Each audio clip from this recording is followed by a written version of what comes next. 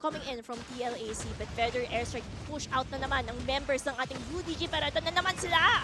Para lang makapag-zone, para lang makapag-tulak ng turret. Pero di pa rin sila successful. Lord munching down that bottom lane. Nakafligger si Starboy. Kinabahan siya ng bahagya sa damage output ng mga members ng TLAC. Ngayon yung gitna ang isusunod. Kung di kaya yung taas, maaring gitna ang ituloy. Pero Dempion with a conceal sa likod. Pero wala siyang napalo doon. No! Hinintay niya yung feathered airstrike para makancel sana yun. Pero di na gumana yun kasi biglang tutumba si Dampion. Ngayon yung taas ay bagsak na rin. Pwede pang isunod yung gitna. May mga minions na parating kaya pwedeng diretso na lang ang tingin ng TLAC.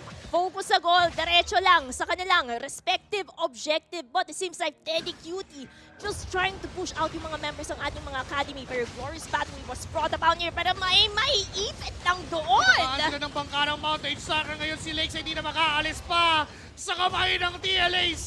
Pero Aizawa will get another kill and still